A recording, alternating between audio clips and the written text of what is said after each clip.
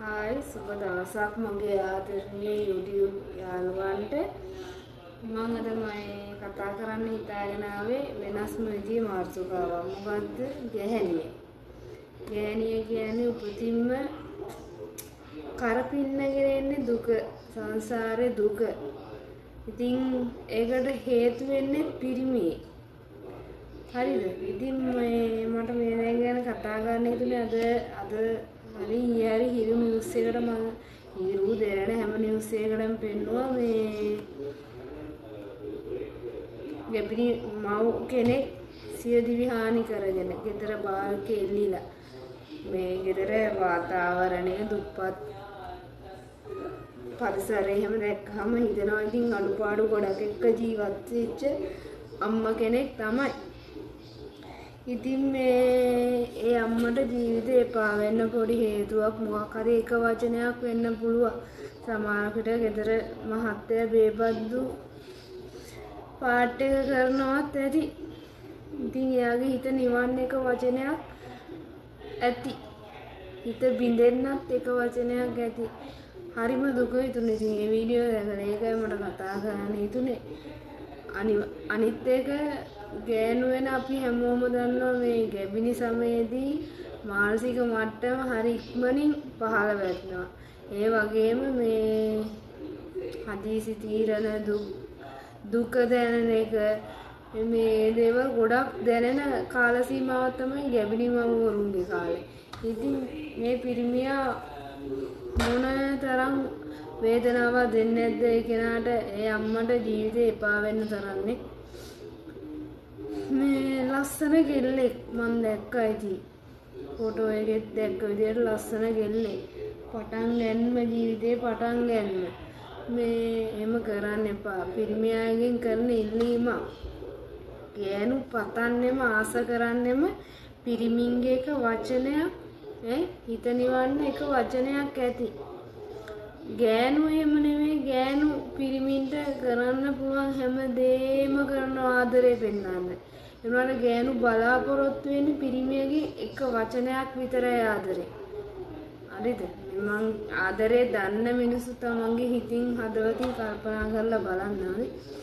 මේ එහෙම කරන්න බලන් ඒ අම්මට එවා ගන්න බැරි පව් දෙකක් පිරුණා. තමන්ගේ ජීවිතයට හානි කර ගැනීම ප්‍රාණවත් ජීවිතයක් අහිමි කිරීම. ඒ අම්මට කවද ඔය පව් ගෙවල් ඉවර කරන්නද?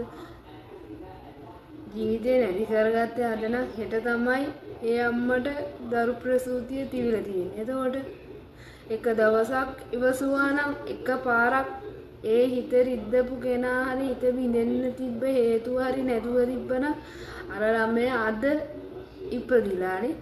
කොච්චර ඒක හිතට දැනනවද කියලා බලන්නකො. මට නම් ඉතින් කියා ගන්න වචන නැහැ. මිනිස්සුත් එක දැන් අද සමාජයේ ජීවත් වෙනකොට ඇත්තම මේ ඔය යාළු වෙලා ඉන්න කාලේ වගේ බැඳලා අවුරුද්ද දෙක යනකොට ඒ රංගනේ නැහැ. ඉතින් මේ කියන්න තියෙන්නේ එයාලගේ පාට සැබෑ ස්වරූපේ බැඳලා අවුරුද්දෙන් දෙකෙන් පෙන්නනවා.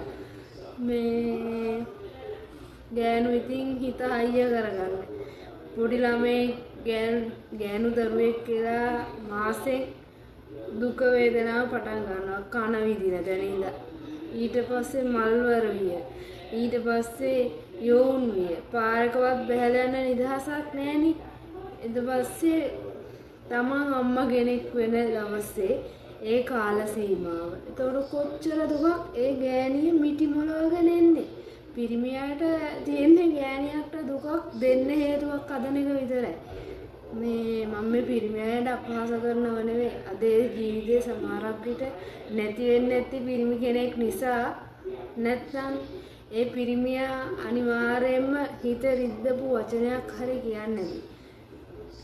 එහෙම නොවුනනම් අද අර ළමයා දවසක් වෙන ළමයෙක් ඉපදිලානේ.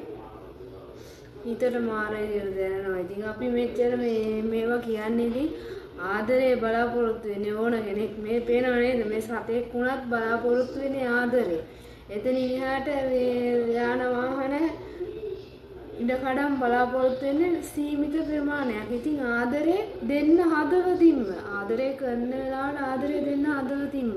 වෛර කරන්න එපා, හිත රිද්දන්න එපා. ඒව සංසාරේ ගෙවා ගන්න බෑ. දැන් නිකන් තියනවද? දැන් අර හිත රිද්දපු කෙනා මැරෙනකම් විඳවනවා.